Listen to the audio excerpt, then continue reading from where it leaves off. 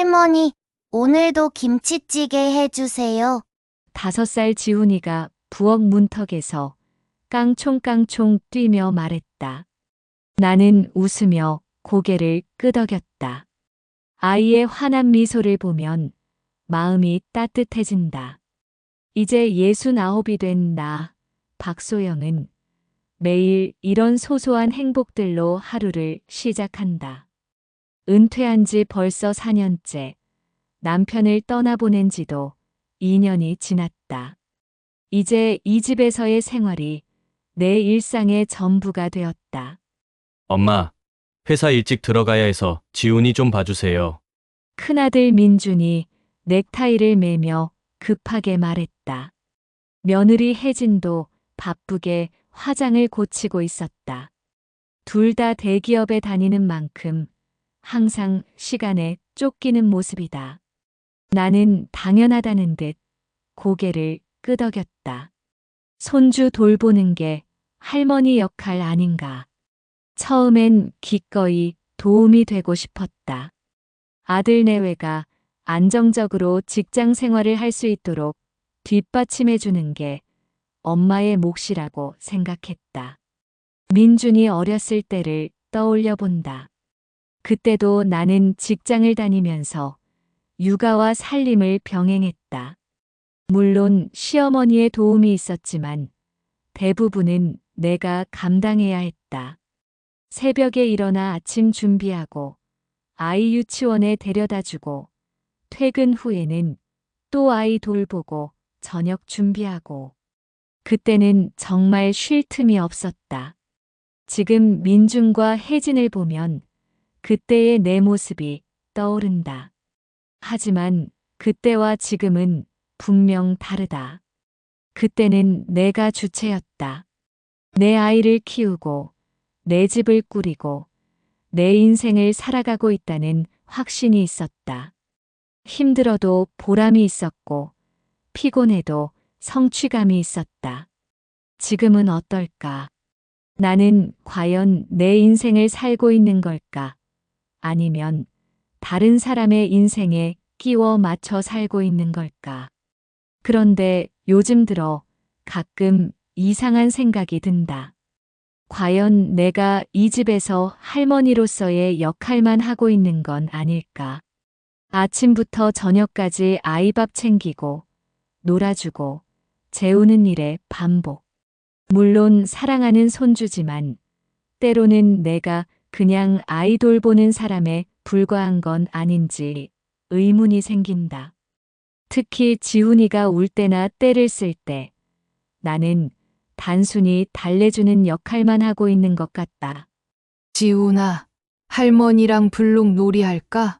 나는 거실 바닥에 앉아 손주와 시간을 보냈다. 아이의 작은 손이 내 손을 잡을 때면 모든 걱정이 사라진다. 하지만 문득 창밖을 바라보면 또래 친구들이 등산을 가거나 문화센터에서 배움의 즐거움을 누리고 있는 모습이 떠오른다. 이웃집 김 여사는 요가 강사 자격증을 따서 지역 복지관에서 가르치고 있다고 한다. 박 여사는 독서 모임에 참여해서 매주 다양한 책을 읽는다고 자랑했다. 내가 언제부터 이렇게 좁은 세상에 갇혀 살게 됐을까? 퇴직 전에는 그래도 직장 동료들과 어울리고 업무를 통해 성취감도 느꼈다. 물론 스트레스도 많았지만 그 안에서 내 자신의 가치를 확인할 수 있었다. 지금은 오직 할머니라는 역할 안에서만 존재한다. 다른 정체성은 모두 사라진 것 같다. 은퇴 후 처음 몇 달은 자유로움을 만끽했다.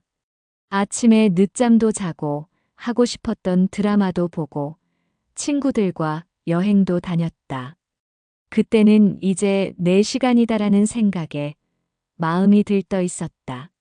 하지만 지훈이가 태어나고 나서부터는 모든 게 달라졌다.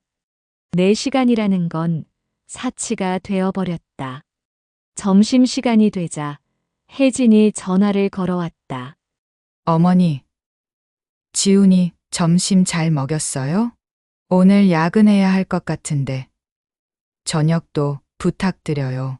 나는 괜찮다고 답했지만 마음 한구석에서는 작은 한숨이 나왔다. 언제부터 내 하루가 다른 사람의 스케줄에 맞춰지기만 했을까? 내가 원하는 일정이나 계획은 언제나 뒷전이다. 가끔 친구들과 만나고 싶어도 지훈이 때문에 안 된다며 거절하기 일쑤다. 특히 친구들과의 약속을 취소할 때면 마음이 무겁다. 다음에 만나자고 하지만 그 다음이 언제일지 모른다. 친구들도 처음에는 이해해주지만 몇 번 반복되다 보면 아예 연락을 안 하게 된다. 그렇게 하나둘씩 사회적 관계가 끊어져 간다. 지훈이와 공원에 산책을 나갔다. 아이는 신나게 뛰어다니고 나는 벤치에 앉아 그 모습을 지켜봤다. 다른 할머니들도 손주들과 함께 와 있었다. 요즘 애들 키우기 정말 힘들어요라며 서로 공감하는 대화가 오갔다. 나도 끼어들려고 했지만 왠지 마음이 내키지 않았다. 그저 표면적인 대화일 뿐 진짜 내 마음을 털어놓을 수 있는 사람은 없는 것 같았다. 벤치에 앉아 있으니 옆에 할머니가 말을 걸어왔다. 손주 몇 명이세요? 하나요. 아, 그럼 편하시겠네요. 저희는 셋이라 정신 없어요. 편하다고? 나는 씁쓸하게 웃었다. 겉으로 보기에는 편해 보일지 모르지만 속마음은 그렇지 않다. 오히려 하나뿐인 손주라서 더 신경 쓰이고 더 조심스럽다. 오후에 지훈이가 낮잠을 잘 때 나는 잠시 혼자만의 시간을 가졌다. 커피 한 잔을 마시며 창밖을 바라보는데 문득 허전함이 밀려왔다. 예전에는 이런 여유 시간이 있으면 책을 읽거나 드라마를 보거나 친구와 전화 통화를 했다. 지금은 그런 것들이 모두 사치처럼 느껴진다. 아이가 깨면 또 돌봐야 하고 저녁 준비도 해야 하고 그나마 이런 조용한 시간이 하루 중 가장 소중하다. 아무도 나를 부르지 않고 아무것도 요구하지 않는 시간. 하지만 이 시간마저도 늘 불안하다. 언제 지훈이가 깰지 모르고 언제 전화가 올지 모르고 진정한 휴식이 아니라 잠깐의 공백일 뿐이다. 텔레비전에서는 중년 여성들의 새로운 도전을 다룬 프로그램이 나오고 있었다. 카페를 창업한 여성, 작가가 된 여성, 봉사활동을 시작한 여성들의 이야기였다. 모두 내 또래인데 얼마나 당당하고 활기차 보이는지. 나도 저런 걸 할 수 있을까? 아니, 하고 싶은 게 있기는 할까? 저녁 무렵 민준과 혜진이 집에 돌아왔다. 어머니, 오늘도 고생 많으셨어요. 혜진이 피곤한 표정으로 인사했다. 민주는 지훈이를 안아올리며 아빠 왔다 하고 밝게 웃었다. 순간 나는 하루 종일 아이와 함께 있었지만 정작 아빠가 오니 지훈이의 눈빛이 확연히 달라지는 것을 보았다. 아이에게는 할머니보다 아빠가 더 특별한 존재인 게 분명했다. 할머니는 하루 종일 뭐 했어? 지훈이가 물었다. 나는 잠시 말문이 막혔다. 하루 종일 너와 함께 있었는데 너에게는 그게 아무것도 안 한 것처럼 느껴지는구나. 아이에게는 죄가 없다. 하지만 내 마음은 왜 이렇게 허전할까? 내가 한 일들이 모두 보이지 않는 일들이라서 그런 걸까? 저녁을 먹으면서도 대화는 주로 민준과 혜진 사이에서만 오갔다. 오늘 회사에서 어땠어? 지훈이 유치원에서 뭐라고 했대? 나는 그저 듣기만 했다. 가끔 끼어들려고 해도 화제는 금세 다른 곳으로 넘어갔다. 마치 내가 투명 인간이 된 것 같은 기분이었다. 그런 순간들이 쌓일 때마다 내 마음 한구석에서는 외로움이 자란다. 분명 가족들과 함께 있는데도 혼자인 것 같다. 내가 말하고 싶은 이야기, 공유하고 싶은 감정들은 언제나 뒷전이다. 그들에게는 내 하루가 그저 지훈이 돌본 하루일 뿐이다. 그날 밤 잠자리에 들기 전 나는 거울을 보며 스스로에게 물었다. 언제까지 이렇게 살아야 하는 걸까? 내 인생에서 나만을 위한 시간은 언제쯤 다시 찾을 수 있을까? 하지만 곧 고개를 저었다. 가족을 위해 사는 게 당연한 일 아닌가? 그런데 왜 마음이 이렇게 복잡할까? 혹시 내가 너무 이기적인 생각을 하고 있는 건 아닐까? 그런 자책과 의문 사이에서 잠들기까지 한참이 걸렸다. 또 양말을 아무 데나 벗어놨네. 나는 민준이 침실에서 나온 양말을 집어들며 중얼거렸다. 예전 같으면 그냥 빨래통에 넣어줬을 텐데 요즘은 이런 작은 일에도 화가 난다. 왜 어른이 된 아들이 아직도 엄마가 뒤치다꺼리를 해줘야 하는지 이해가 안 된다. 40이 넘은 사람이 양말 하나 제자리에 못 놓는다는 게 답답하다. 아침마다 반복되는 일들이 점점 신경에 거슬린다.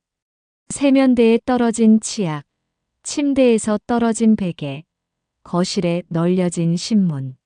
하나하나가 사소한 일이지만 그 사소함들이 모여서 큰 짜증이 된다. 예전에는 남자들이 원래 그렇지라고 넘어갔는데 이제는 왜 나만 정리해야 하나라는 생각이 먼저 든다. 혜진아, 설거지통에 그릇이 그대로 있네. 며느리에게 말했지만 목소리에 짜증이 묻어나왔다. 혜진은 아, 죄송해요. 어제 너무 피곤해서. 라고 변명했지만 내 기분은 이미 상해버렸다. 매일 반복되는 이런 일들이 점점 견디기 힘들어진다. 설거지 정도는 자기가 한 그릇은 자기가 치우는 게 당연한 일 아닌가. 혜진도 직장 생활이 힘든 건 안다. 나도 그 나이에 일하고 육아하느라 얼마나 힘들었는지 잘 안다. 하지만 그렇다고 해서 집안일을 모두 시어머니에게 맡기는 게 맞나 싶다. 가끔은 혜진이 먼저 나서서 어머니, 제가 할게요라고 말해주면 좋겠는데 그런 적은 거의 없다. 항상 내가 먼저 하고 나서야 죄송해요라는 말이 나온다. 가장 힘든 건 감정을 조절하기가 어려워졌다는 점이다. 지훈이가 밥을 흘리거나 장난감을 어지럽히는 것도 예전에는 그저 아이라서 그런가 보다 했는데 이제는 왜 맨날 이래 하고 소리를 지르게 된다. 그러고 나서 아이의 놀란 표정을 보면 금세 후회가 밀려온다. 특히 지훈이가 눈물을 글썽이며 나를 바라볼 때면 내가 얼마나 나쁜 할머니인지 자책하게 된다. 어제는 지훈이가 우유를 쏟았는데 나도 모르게 아이고 정말 하고 큰 소리가 나왔다. 아이는 깜짝 놀라더니 할머니 미안해요라고 작은 목소리로 말했다. 그 순간 내 마음이 찢어지는 것 같았다. 고작 5살짜리가 할머니 눈치를 봐야 하나. 이게 내가 원하던 관계였나. 지훈아, 할머니가 미안해. 너무 큰 소리 냈지? 아이를 안아주며 달래지만 마음속에서는 내가 변해가고 있다는 생각에 두려워진다.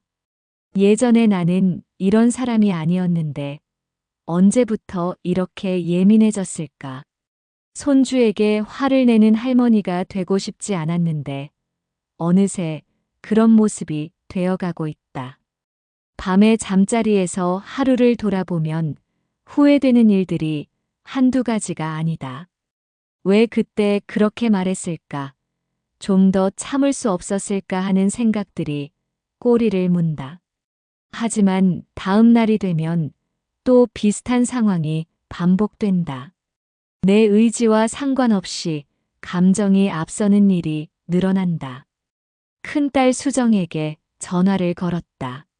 수정아, 엄마가 요즘 너무 예민해진 것 같아. 작은 일에도 화가 나고, 심지어 지훈이에게까지 짜증을 낼 때가 있어서 걱정이야. 수정은 잠시 침묵하더니 말했다. 엄마, 스트레스 받으시는 게 당연해요. 매일 아이 돌보느라 힘드실 텐데 가끔은 쉬셔야죠. 수정의 말은 고마웠지만 동시에 서운했다. 딸은 단순히 스트레스 문제로만 보는 것 같았다. 물론 스트레스도 있지만 내가 느끼는 건 그보다 더 복잡한 감정들이었다. 내 존재 가치에 대한 의문, 가족 내에서의 역할 혼란, 나이 들어가는 것에 대한 두려움까지. 이런 마음을 어떻게 설명해야 할지 모르겠다. 하지만 수정의 말은 위로가 되지 않았다. 딸은 중립을 지키려고 하지만 정작 내가 원하는 건 누군가가 내 마음을 알아주는 것이었다. 엄마도 가끔은 혼자만의 시간이 필요하실 거예요. 우리 집에 놀러 오세요. 수정의 제안은 고마웠지만 근본적인 해결책은 아니라는 생각이 들었다. 문제는 단순히 휴식 부족이 아니라 내 삶의 방향성에 대한 혼란이었다. 며칠 후 둘째 딸 미나도 비슷한 이야기를 했다. 엄마, 너무 무리하지 마세요. 민준이 내가 도움을 청한 거지. 엄마가 무조건 해야 하는 건 아니잖아요. 미나의 말에는 일리가 있었다. 하지만 실제로는 그렇게 간단하지 않다. 내가 돌보지 않으면 지훈이는 어떻게 하나. 아이를 어린이집에 더 오래 맡기자니 비용도 만만치 않고 무엇보다 손주를 남에게 맡기는 게 마음에 걸린다. 그날 저녁 민준과 혜진이 늦게 들어와서 바로 방으로 들어갔다. 어머니, 오늘도 고생하셨어요 라는 인사말조차 형식적으로 느껴졌다. 나는 거실에 혼자 앉아 텔레비전을 보고 있었지만 화면의 내용은 전혀 들어오지 않았다. 마음이 복잡해서 집중이 안 됐다.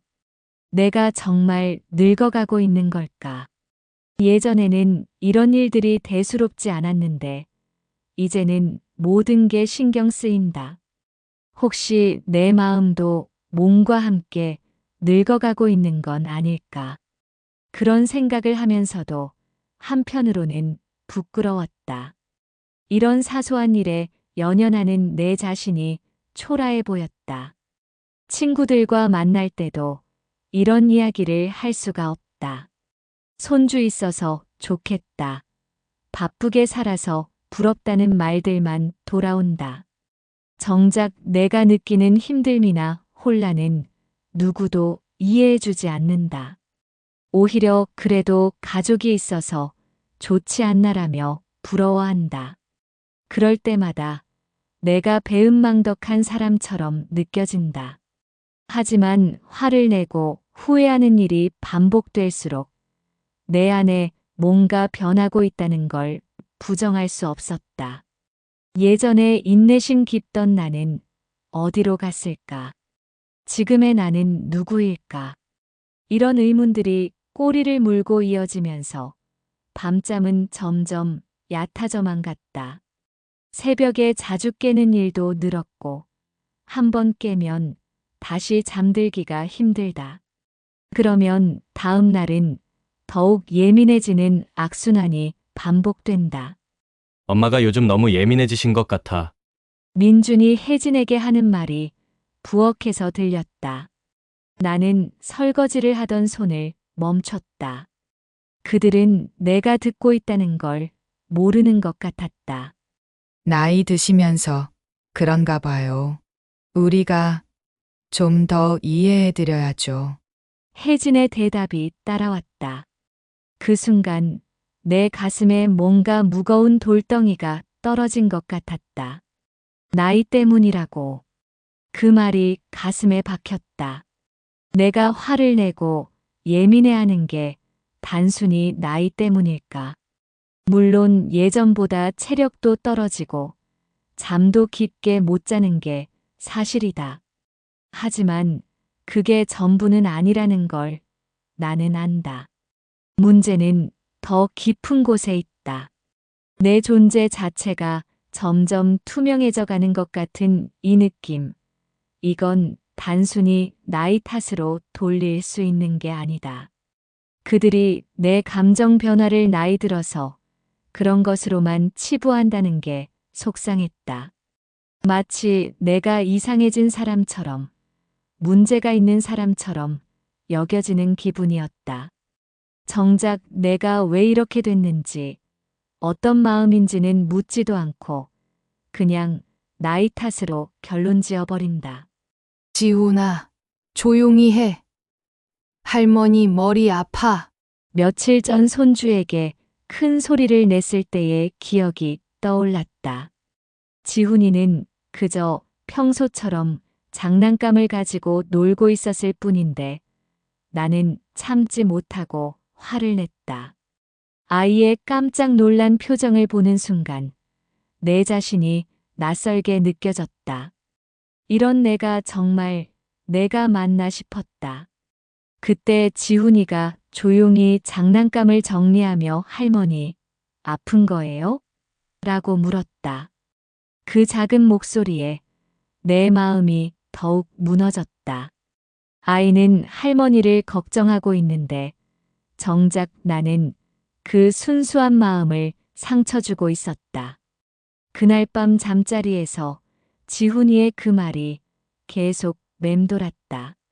그동안 내가 얼마나 변했는지 스스로도 놀랐다. 예전 같으면 손주가 어떤 장난을 쳐도 웃으며 받아주었을 텐데 이제는 작은 소음에도 신경이 날카로워진다. 혹시 정말로 내가 이상해진 걸까? 아니면 이런 감정들이 나이가 들면서 자연스럽게 나타나는 변화일까? 하지만 다른 할머니들은 다 괜찮아 보이는데 나만 이런 걸까? 이웃집 강 여사는 손주 셋을 돌보면서도 항상 웃음을 잃지 않는다. 아이들이 있어야 집안이 활기차지라며 즐거워한다. 나는 왜 그렇게 되지 못할까? 같은 상황인데도 나만 이렇게 힘들어하는 게 부끄럽다. 혹시 내가 할머니 역할에 적합하지 않은 사람인 건 아닐까? 수정이 전화를 걸어왔다. 엄마, 민준이한테 들었는데 요즘 많이 힘드시죠? 우리 집에 와서 며칠 쉬세요. 큰딸의 목소리에는 걱정이 묻어 있었다. 둘째 딸 미나도 비슷한 말을 했다. 엄마, 스트레스 너무 받지 마세요. 가끔은 우리 집에 놀러 오셔서 마음 편히 쉬세요. 딸들이 걱정해주는 건 고마웠지만 동시에 내가 문제가 있는 사람이 된 것 같은 기분이었다. 딸들의 배려는 고마웠지만 동시에 복잡한 감정이 들었다.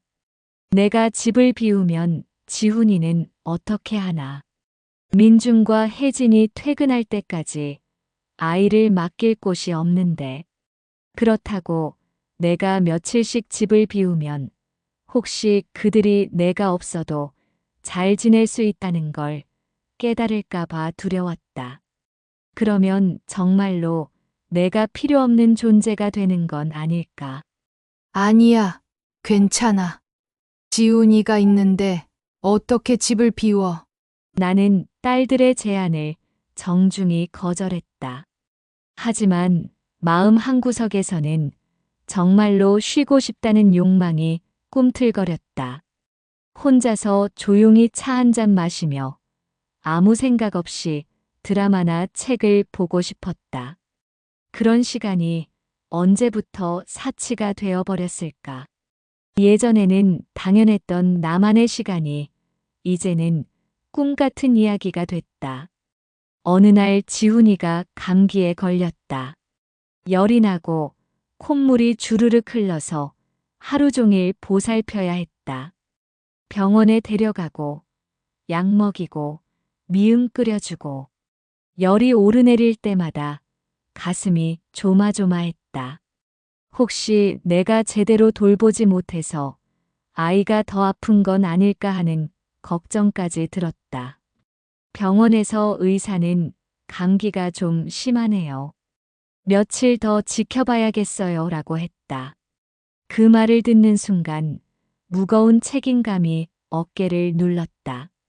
만약 아이가 더 아프면 어떻게 하지? 민준과 혜진에게 뭐라고 말하지? 그런 생각들이 머릿속을 맴돌았다. 하루 종일 아픈 아이를 돌보는 건 정말 힘들었다. 지훈이가 칭얼거릴 때마다 달래주고 약 먹기 싫어할 때마다 설득하고 잠들지 못할 때마다 곁에서 지켜봤다. 내 몸도 지쳤지만 마음은 더 지쳤다. 이런 일이 앞으로도 계속 반복될 텐데 내가 감당할 수 있을까 하는 불안감이 밀려왔다. 저녁에 민준과 혜진이 돌아왔을 때 나는 완전히 지쳐 있었다. 어머니, 정말 고생 많으셨어요. 지훈이 열은 어때요? 혜진이 아이의 이마에 손을 올리며 걱정스럽게 물었다. 나는 하루 종일 있었던 일들을 설명했지만 그들은 피곤하다는 표정으로 듣기만 했다. 감사하다는 말은 있었지만 내 노고에 대한 진심 어린 위로는 부족했다. 민주는 병원에 다시 가야 하나요? 라고 물었지만 정작 병원에 데려갈 생각은 없어 보였다. 혜진도 내일 회사에 중요한 회의가 있어서. 라며 난색을 표했다. 결국 또 내가 아픈 아이를 돌봐야 한다는 뜻이었다. 물론 손주 돌보는 게 할머니 역할이지만 가끔은 그들이 먼저 나서주면 좋겠다는 생각이 든다. 그날 밤 잠자리에 누워서 생각했다. 내가 필요해서 나를 찾는 건지 아니면 그냥 편리해서 나를 이용하는 건지 헷갈렸다. 가족 안에서 내 존재가 점점 당연한 것으로 여겨지고 있다는 느낌이 들었다. 마치 가전제품처럼 있으면 편리하지만 없어도 대체할 방법을 찾을 수 있는 그런 존재 말이다. 예전에는 내가 이 집의 중심이었다. 아들이 어렸을 때는 엄마가 없으면 안 됐고 남편이 있을 때는 아내로서의 역할이 중요했다. 지금은 그저 도움을 주는 사람, 편의를 제공하는 사람일 뿐인 것 같다. 내 의견이나 감정은 중요하지 않고 오직 기능만 중요한 존재가 된 기분이다. 민준아, 오늘 지훈이가 유치원에서 저녁 식사 시간에 손주 이야기를 꺼냈지만 민주는 스마트폰을 보며 대충 네, 그렇구나 라고만 답했다. 혜진도 마찬가지였다. 둘 다 하루 종일 일에 지쳐서 집에 와서도 대화할 여유가 없어 보였다. 나는 지훈이가 오늘 처음으로 혼자서 신발끈을 묶었다는 이야기를 하고 싶었는데 그들에게는 그런 소소한 기쁨을 나눌 대상이 아닌 것 같았다. 스마트폰이 우리 사이를 가로막는 벽이 된 것 같다. 예전에는 그래도 저녁 식사 시간만큼은 하루 있었던 일들을 나누려고 했는데 이제는 각자 자기 핸드폰만 들여다본다. 가족이 한 식탁에 앉아 있지만 마음은 모두 다른 곳에 가 있다. 예전에는 그래도 하루 있었던 일들을 서로 나누려고 노력했다.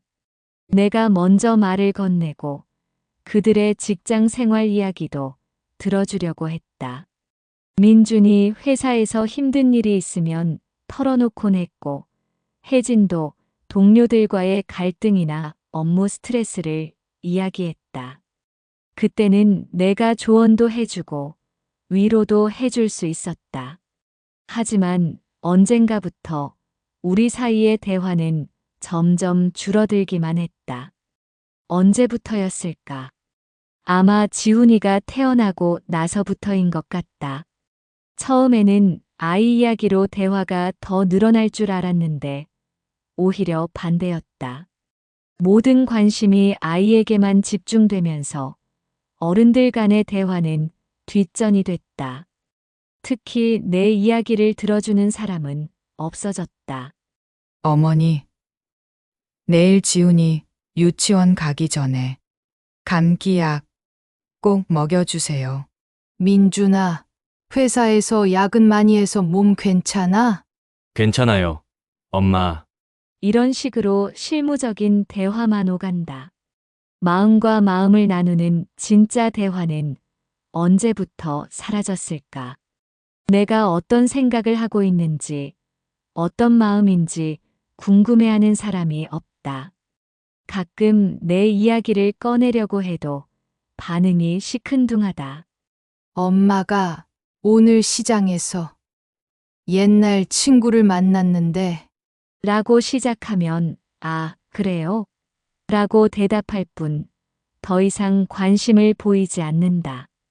그 친구가 누군지, 어떤 이야기를 나눴는지, 내가 어떤 기분이었는지는 중요하지 않다. 그저 듣는 척만 할 뿐이다. 며칠 전에는 작은 갈등도 있었다.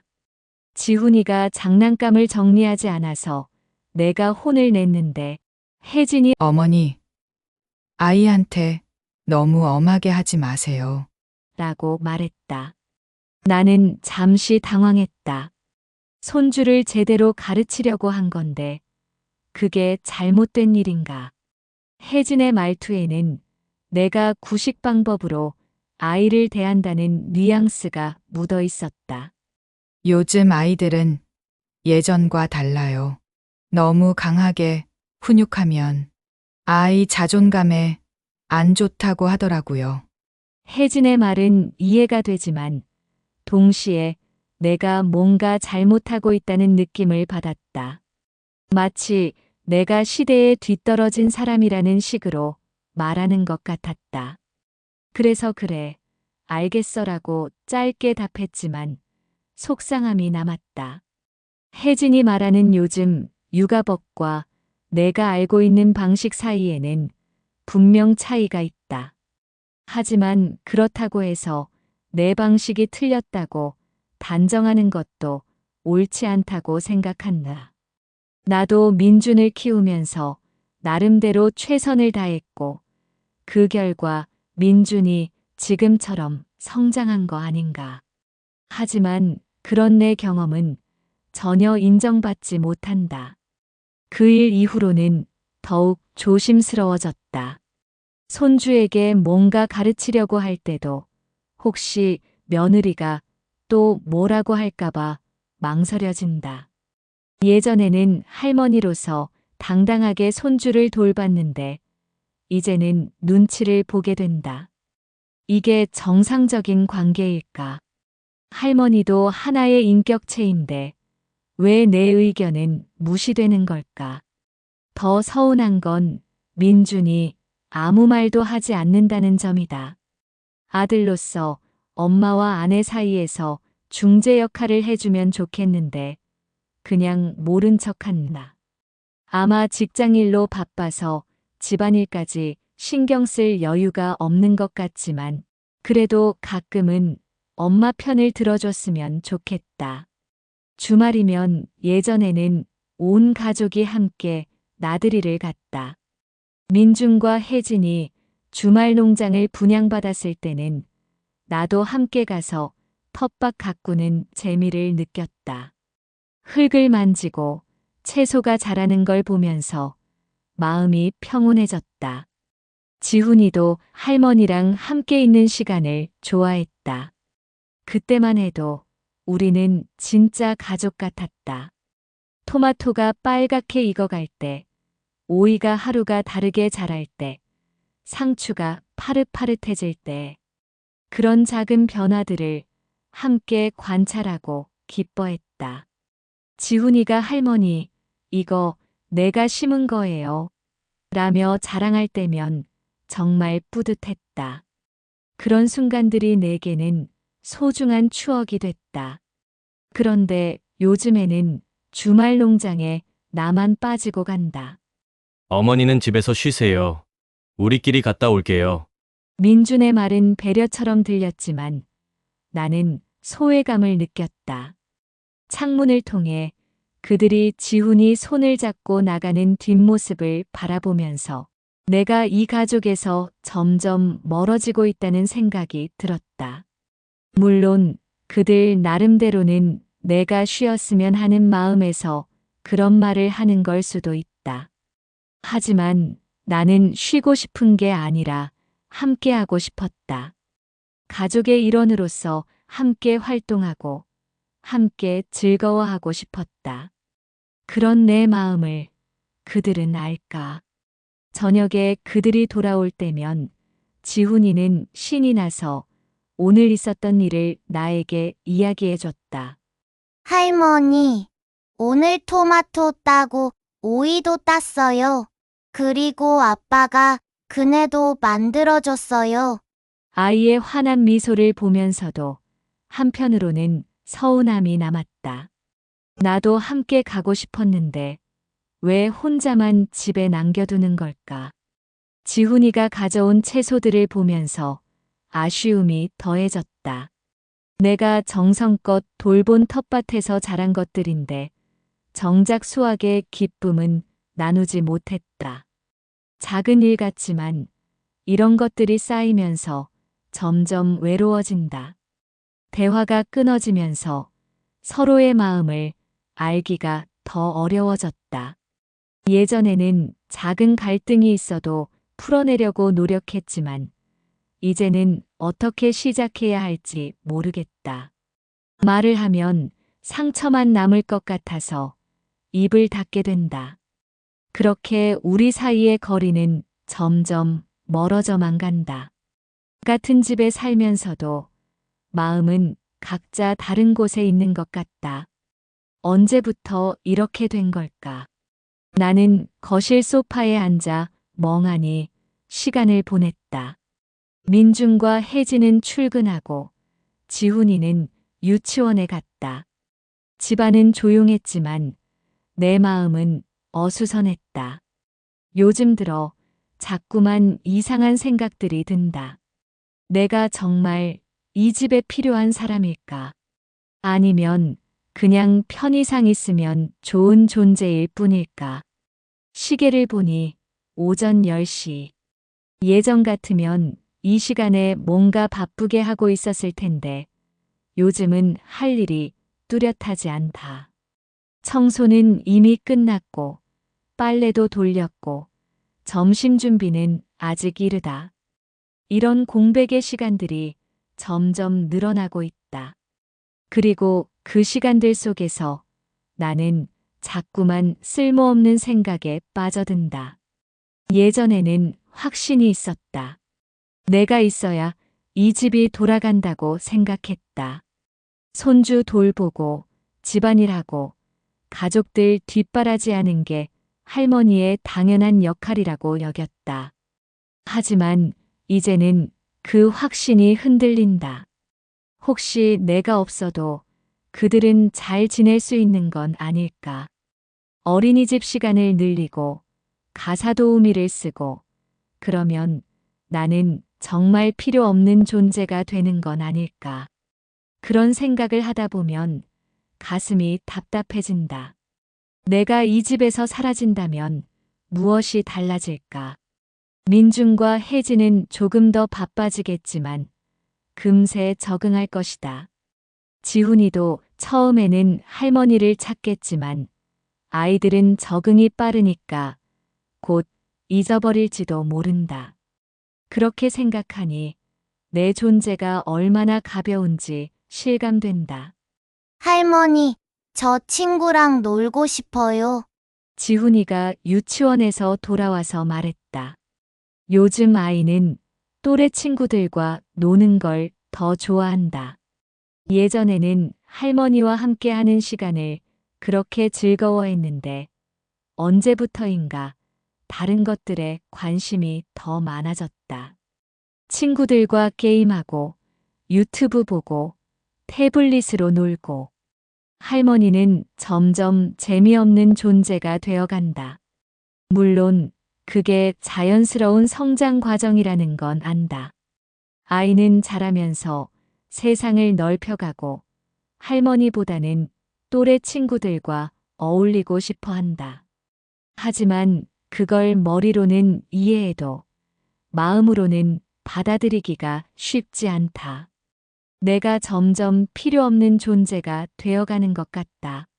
지훈이와 블록놀이를 하려고 해도 아이는 금세 지루해한다. 할머니, 이거 재미없어요. 핸드폰 게임하면 안 돼요.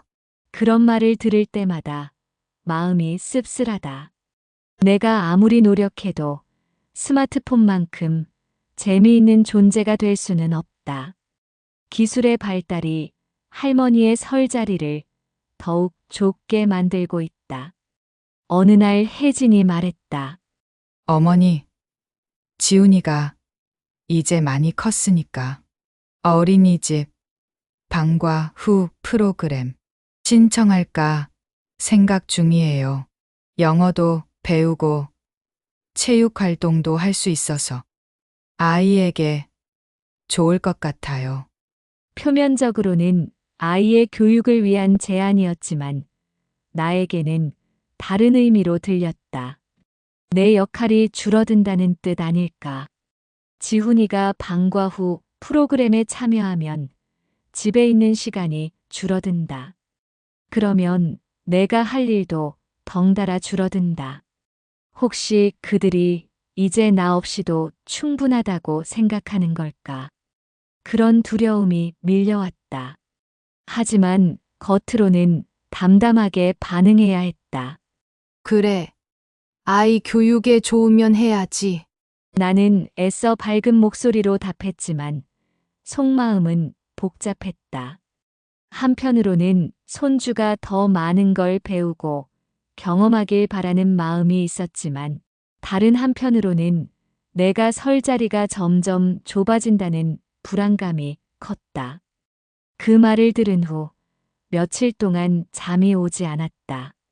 방과 후 프로그램이 시작되면 지훈이는 저녁 늦게 집에 올 것이다. 그러면 내가 아이와 보내는 시간은 아침 준비와 저녁 시간뿐이다. 그 정도라면 굳이 할머니가 상주할 필요가 있을까? 혹시 그들이 그런 계산을 하고 있는 건 아닐까? 며칠 후 큰딸 수정이 찾아왔다. 엄마, 요즘 어떠세요? 표정이 좀 어두워 보이시는데. 딸의 관찰력은 예리했다. 나는 괜찮다고 했지만 수정은 쉽게 물러서지 않았다. 엄마, 뭔가 고민이 있으시면 말씀해 보세요. 딸 앞에서 약한 모습을 보이기 싫었지만 더 이상 혼자 견디기 어려웠다. 수정아, 엄마가 이상한 소리 하는 것 같겠지만 나는 조심스럽게 입을 열었다. 요즘 내 생각이나 말이 예전보다 짧아진 것 같아. 뭔가 깊이 있게 생각하거나 오래 대화하는 게 힘들어졌어. 실제로 요즘 들어 집중력이 떨어지고 복잡한 생각을 이어가기가 어려워졌다. 책을 읽어도 내용이 머릿속에 남지 않고 드라마를 봐도 줄거리를 제대로 따라가지 못한다. 더 심각한 건 말수가 줄어든다는 점이다. 예전에는 할 이야기가 많았는데 요즘은 입을 열기가 망설여진다. 뭔가 말하려고 하면 그게 과연 중요한 이야기인지, 다른 사람들이 관심 있어 할지 의문이 든다. 그러다 보니 점점 조용해진다. 침묵이 편해진다. 수정은 걱정스러운 표정을 지었다. 엄마, 혹시 몸이 어디 아프신 건 아니에요? 병원에 한번 가보시는 게 어때요? 딸의 제안은 고마웠지만 문제가 단순히 몸의 이상은 아니라는 걸 나는 알고 있었다. 마음의 문제, 정체성의 혼란에서 오는 증상들이었다. 내가 누구인지, 어디에 속해 있는지, 무엇을 위해 살아야 하는지에 대한 근본적인 의문들. 괜찮아. 그냥 나이 들어서 그런가 봐. 나는 대수롭지 않다는 듯 말했지만 수정의 표정은 여전히 어두웠다. 엄마, 너무 혼자 계시지 마세요. 가끔 밖에 나가시고 친구들도 만나시고. 딸의 조언은 맞는 말이었다. 하지만 친구들을 만나는 것도 이제 부담이다. 무슨 이야기를 해야 할지, 어떤 모습을 보여야 할지 고민된다. 그날 밤 잠자리에 들면서 거울을 보았다. 언제부터 내 얼굴에 이런 그림자가 드리웠을까? 눈가의 주름은 깊어졌고 표정에는 활기가 없었다. 예전에 나는 어디로 갔을까? 자신감 넘치고 당당했던 그 사람은 어디에 있을까? 거울 속의 내 모습이 낯설게 느껴졌다. 특히 눈빛이 달라졌다. 예전에는 뭔가 기대하는 듯한 희망적인 빛이 있었는데 지금은 그냥 피곤해 보인다. 살아있긴 하지만 생기가 없다. 마치 꺼져가는 전구 같은 느낌이다. 이런 모습을 가족들도 느끼고 있을까? 그래서 더욱 거리를 두는 걸까? 가장 두려운 건 내가 이 가족에게 짐이 되어가고 있다는 생각이었다. 돌봄을 받아야 할 존재가 되는 것보다 아예 필요 없는 존재가 되는 게 더 무서웠다. 그런 상상을 하면 가슴이 답답해지고 숨쉬기가 힘들어졌다. 혹시 내가 정말로 치매가 오는 건 아닐까? 그런 생각까지 들기 시작했다. 밤마다 이런 생각들이 꼬리를 문다. 잠들기 전 시간이 가장 힘들다. 낮에는 그래도 할 일이 있어서 정신없이 보내지만 밤이 되면 온갖 걱정과 불안이 몰려온다. 내일도 오늘과 같은 하루가 반복될 텐데 언제까지 이렇게 살아야 할까? 집안은 분명 사람들로 가득하다. 민준과 혜진의 웃음소리, 지훈이가 뛰어다니는 발소리, 텔레비전에서 나오는 각종 소음들. 하지만 그 모든 소리들 사이에서 나는 점점 고립되어 간다. 마치 투명인간이 된 것처럼 있는 듯 없는 듯한 존재가 되어가고 있다. 이상한 일이다. 혼자 살 때보다 더 외롭다. 혼자 있을 때는 그래도 내가 공간의 주인이었다. 내 방식대로 생활하고 내 마음대로 시간을 보낼 수 있었다. 지금은 사람들로 둘러싸여 있지만 정작 내 자리는 없는 것 같다. 모든 게 다른 사람들 중심으로 돌아간다. 아침에 일어나면 가장 먼저 드는 생각이 오늘 하루를 어떻게 보낼까이다. 예전에는 할 일이 넘쳐서 시간이 부족했는데 이제는 시간을 어떻게 채워야 할지 막막하다. 손주 돌보는 일 외에 내게 남은 역할이 무엇인지 찾기가 어렵다. 아니, 그 손주 돌보는 일마저도 점점 줄어들고 있다. 요즘 지훈이는 할머니보다 유튜브를 더 좋아한다. 할머니, 조용히 해주세요. 지금 재미있는 거 보고 있어요. 아이가 그런 말을 할 때면 마음이 서늘해진다. 언제부터 내가 방해꾼이 됐을까? 예전에는 내가 아이에게 가장 재미있는 존재였는데, 할머니, 오늘은 엄마가 일찍 와서 저랑 놀아준대요. 지훈이가 신나게 말했다. 혜진이 요즘 업무량이 줄어서 평소보다 일찍 퇴근한다고 했다. 아이는 엄마와 보내는 시간이 늘어나는 걸 좋아한다. 나는 웃으며 고개를 끄덕였지만 마음 한구석에서는 씁쓸함이 밀려왔다. 물론 엄마와 아이가 함께 보내는 시간이 늘어나는 건 좋은 일이다. 나도 그걸 바랐고 그래야 한다고 생각한다. 하지만 동시에 내 역할이 더욱 줄어든다는 의미이기도 하다. 아이는 엄마가 있으면 할머니는 필요 없다는 듯 행동한다. 그런 모습을 볼 때마다 내가 어디에 서 있어야 할지 모르겠다. 그날 저녁 혜진이 정말로 일찍 들어와서 지훈이와 함께 시간을 보냈다. 아이의 웃음소리가 집안을 가득 채웠다. 나는 부엌에서 저녁 준비를 하면서 그 모습을 지켜봤다. 모자가 함께하는 시간이 소중하다는 걸 안다. 하지만 동시에 내가 여기서 무엇을 하고 있는지 의문이 들었다. 혜진과 지훈이가 함께 그림을 그리고 책을 읽고 게임을 하는 모습을 보면서 나는 완전히 잉여인간이 된 기분이었다. 그들에게는 내가 보이지도 않는 것 같았다. 있으나 만화한 존재. 그런 느낌이 점점 강해졌다. 나는 어디에 있어야 하지? 설거지를 하면서 스스로에게 물었다. 가족들은 각자의 자리에서 행복해 보이는데 유독 나만 이 공간에서 떠다니는 것 같다. 소속감이라는 게 이렇게 쉽게 사라지는 건가? 같은 집에 살면서도 이방인이 된 기분이다. 며칠 후 민준이 말했다. 엄마, 혜진이가 육아휴직 복직하면서 업무량이 줄어들었대요. 그래서 지훈이 돌보는 일도 좀 더 여유가 생길 것 같아요. 표면적으로는 좋은 소식이었다. 며느리가 아이와 더 많은 시간을 보낼 수 있다는 뜻이니까. 하지만 내게는 다른 의미로 다가왔다. 혜진이 지훈이를 더 많이 돌볼 수 있다면 내 역할은 더욱 줄어든다는 뜻이다.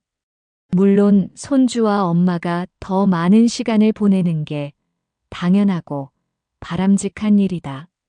그런데 왜 내 마음은 이렇게 복잡할까? 기뻐해야 할 일인데 오히려 불안하다.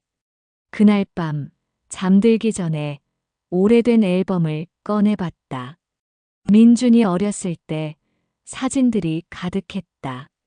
나와 민준이 함께 웃고 있는 모습, 손을 잡고 산책하는 모습, 생일 파티에서 케이크를 자르는 모습.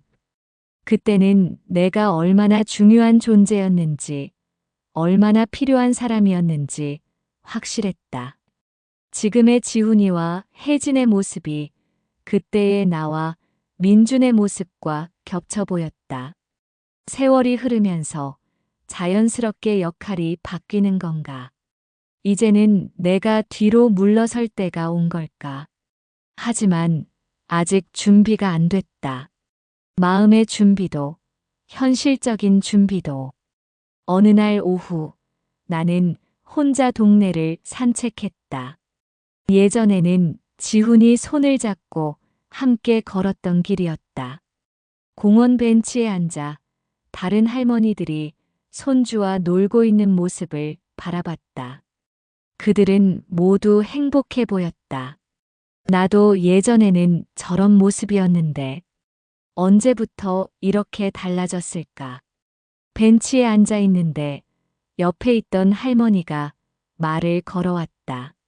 손주 돌보시느라 고생 많으시죠? 나는 애써 밝게 웃으며 답했다. 아니에요.